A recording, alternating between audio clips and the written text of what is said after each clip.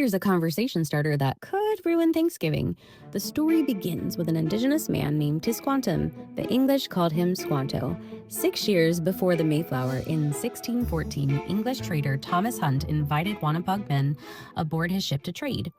Then he locked them below deck, sailed to Spain, and tried to sell them as slaves.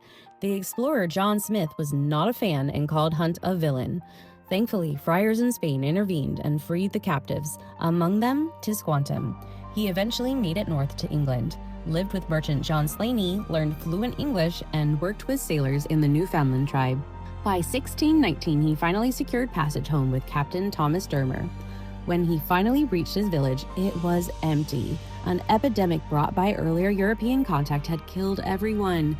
He was the only known survivor of his people, which means when the Mayflower landed a year later, the Pilgrims literally built their colony on his village's gravesite. With no family left to return to, Tisquantum became the Pilgrims' translator and guide, creating an alliance between them and the Wampanoag people to gain protection from a rival tribe.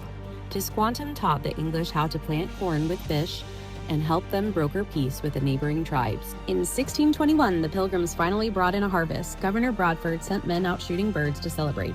The gunfire echoed through the woods, and about 90 armed Wampanoag men rushed to Plymouth thinking the English were under attack. Instead, they found a feast, not turkey and pie, but lobster, oysters, clams, mussels, corns, bean, and squash. The Wampanoag stayed for 3 days, brought 5 deer, played games, shared food, and drank with the Pilgrims. It perfectly blended their shared cultures of harvest festivals of giving thanks. This would later become what is known as the First Thanksgiving. But the peace did not last. More English settlers arrived, fenced off Indigenous land, let their livestock destroy Wampanoag fields, and pushed conversion onto everyone. By the 1670s, it all blew up into a war that killed thousands, wiping out up to half the Indigenous population of southern New England.